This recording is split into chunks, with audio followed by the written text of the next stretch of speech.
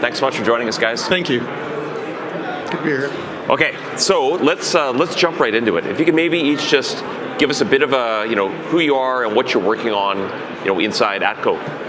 Thanks. Good morning, guys. So James Powell, Vice President Clean Fuels for ATCO, and I lead our clean fuels business on the energy infrastructure side, looking at the entire value chain on projects such as our world-scale hydrogen development in Fort Saskatchewan with Suncor, working with our strategic partner CP on mobility, and our recently announced supply chain plan to exporting hydrogen or clean ammonia to Japan with our partner Kansai. Wow, all of those are gigantic things, and you just rattle them off as if they're nothing. Been practiced a few times this week. That's excellent. And how about for CP? Yeah, so I run our hydrogen program. So it consists of design, fabrication, and testing of 3 locomotives, trying to cover sort of the whole range of sizes that we operate.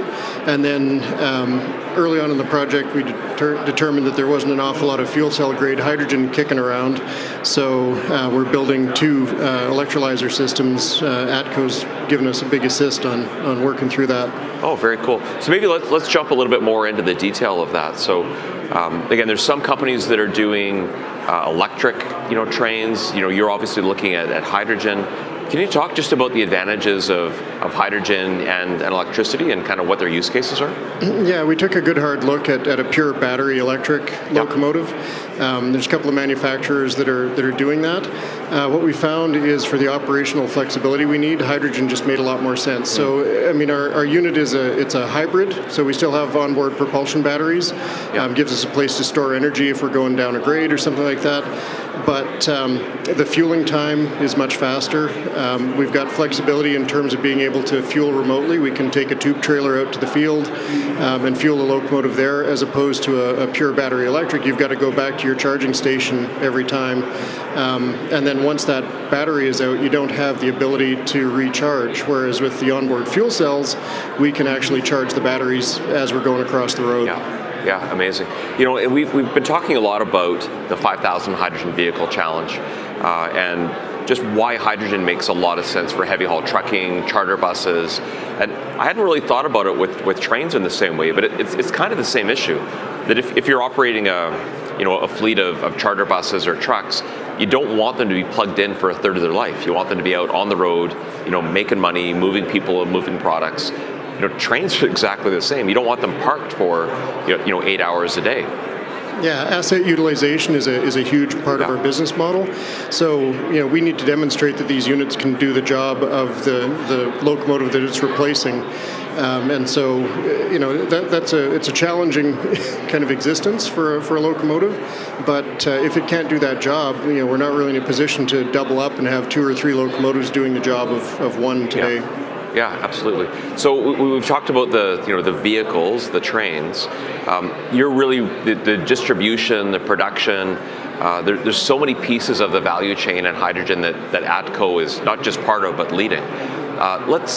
Can you just maybe dive into a little bit more detail on some of those projects you talked about? The global scale that you're doing with is it Suncor? Yeah, absolutely. Be happy to. And you're right, we're from one end of the value chain to the other. And if you start looking where I think the long term is going to be, in this last few days, we're talking a lot about the regional hubs. Yep. And as we're working with our project with Suncor, 300,000 tons per year clean hydrogen, 95% carbon capture, huge volume, drives the costs down, economies of scale is a benefit. However, we've got strategic partners in place. They're looking to decarbonize their business today, such as CP. The infrastructure isn't there yet. So how do we scale that down and actually have almost a back-to-base operation? Yeah. So as we look at that, we say CP as an example as our key partner, developing electrolyzer, smaller scale hydrogen production. We put storage on it. And then to Matt's point as well, it's about refueling times. And how do we increase that refueling speed so we can get their product to work quicker. So we started looking at higher pressure, putting chillers on it as you start moving this product through. And we're taking a lot of that knowledge and expertise of a project we did in Western Australia, believe it or not, where we constructed, built, and designed Western Australia's first refueling station for vehicles. And we learned how to take that refueling time down from 7 minutes to under 4 minutes by utilizing high pressure, putting chillers on to keep the hydrogen cold. So we took that knowledge and expertise we developed in Australia, brought to Canada, worked with CP to be able to meet their specifications, their requirements, and that becomes a template of these distributed models throughout, where every back to base or every rail yard, we can support that until the big, large, sexy stuff in the background gets built, where we can deliver it at scale by the end of this decade as well. Yeah, it's so interesting, and it's, again, we're really at the early stages of this entire new economy that's going to be built out of hydrogen. And I think we've got major projects, whether it's Linde or Air Products that are building global scale projects here, massive volumes.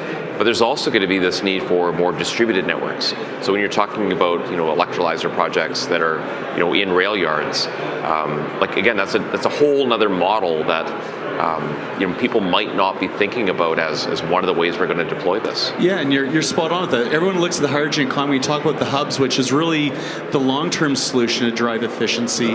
But if we all wait for the end of the decade for big things to happen, we'll have lost 7 years. Yeah. So now we look at it and say, okay, how do we do these back-to-base strategies? If you look at heavy haul, CP is a great example. Think of other buses, back-to-base type models, heavy haul transport, where they're going back to their base every night, they're going out to the field and coming back, putting small-scale production there, and especially say on the electrolyzer side versus small-scale SMR, you're connecting either to a solar source or renewables is one way, or even to connect to the grid today is still far better than, say, diesel. And as we decarbonize our grid, and this year is the last year of coal production in Alberta on the power grid, as Alberta shifts more to renewables, your entire carbon intensity drops on the whole network, helps those early movers to meet their ESG targets. And for ATCO, it's how to support our customers in their decarbonization journey, and so we can get them to leapfrog and not have to wait for the big builds multiple years down the path. Yeah, absolutely. And I think one of the things that we're hearing from people around the world who are coming here is, and Canada's got a bit of a reputation for moving slow, right? Especially when it comes to big infrastructure projects. But what we're hearing from international companies and investors and even foreign governments is they're stunned by how fast we're moving on hydrogen. We've gone from talking to doing in some cases weeks, and it's really amazing. We had a conversation with Randy Boissonneau early this morning, and just the systems that the government's trying to put in place as well to move quickly to incentivize the first movers. Can you maybe just talk a bit about the speed that things are moving? And again, you both had careers for many years. Is this just standard Alberta practice, or are we actually taking this on in a real serious way and moving fast? I think we're moving faster than usual. I think there's a sense of urgency around solving the issues. I also think there's a lot of motivation. We're working with a company built in welding and manufacturing in Innisfail. Historically, do a lot of work with oil and gas, but when we looked at fabricating these units, we needed that expertise. As a railroad, we don't deal with high pressure gases and pressure vessels all that much. So their expertise in the oil and gas sector translated over really nicely into the hydrogen locomotive program.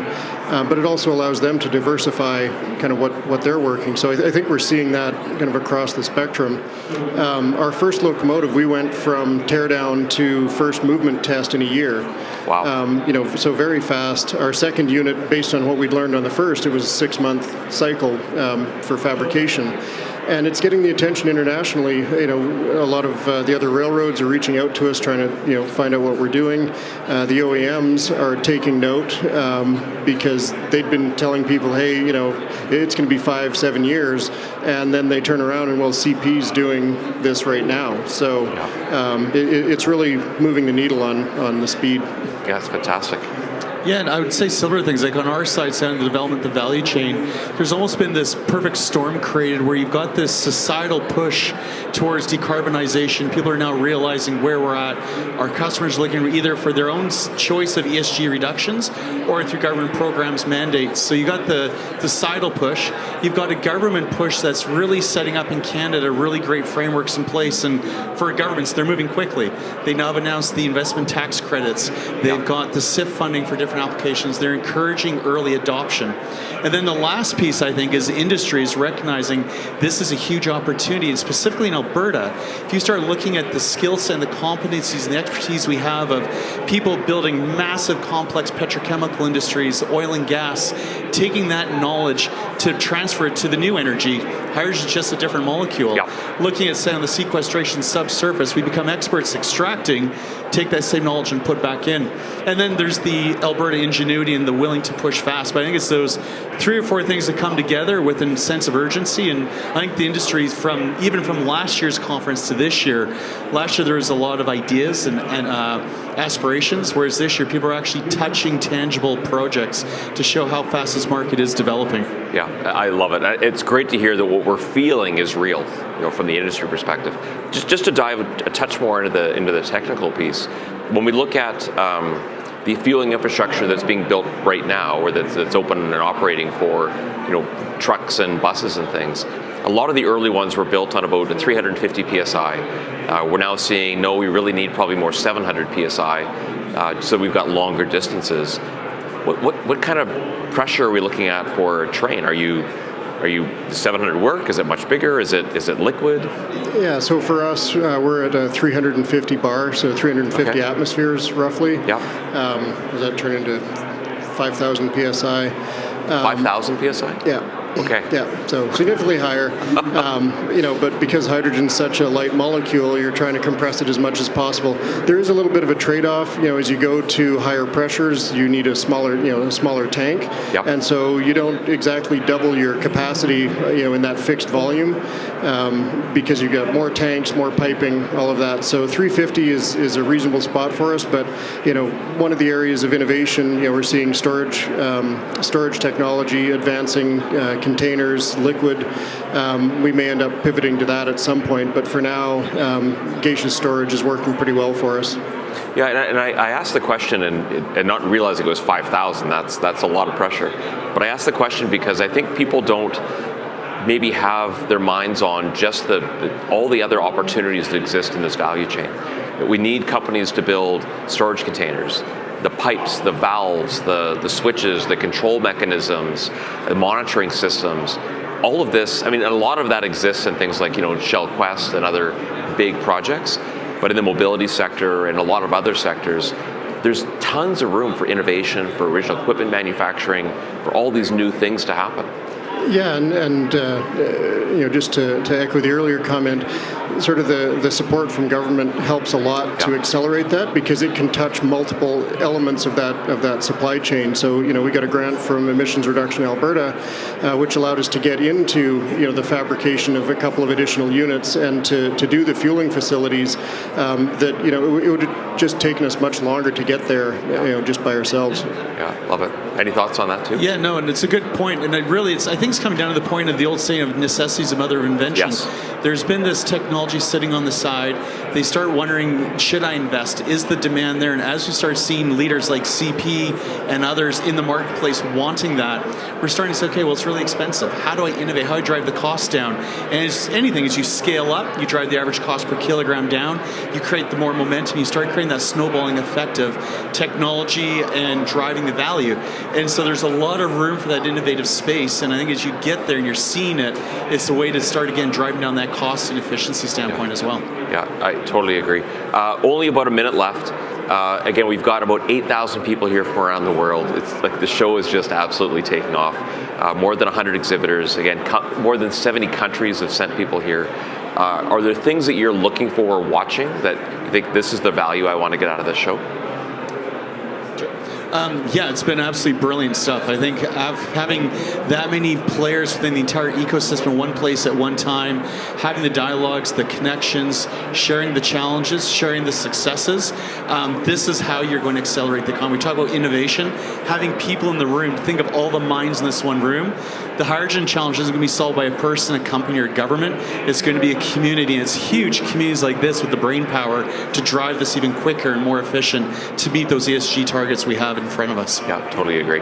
Yeah, and I think when you bring this many people together, we use the term ecosystem quite a bit, but it really is about that because we're an end user, but there's a lot of innovation in other areas that we can pull into our solving our problems. Yeah, we've used this analogy of the global race is on, but I think it's to the points you're raising. It's not about who finishes first. It's about making sure that all of us finish. And ideally, the clock stops when that last country, the last company crosses the finish line and moves us to net zero. And the faster we can move all of us, the better off we are. Okay, so thanks so much for being part of this.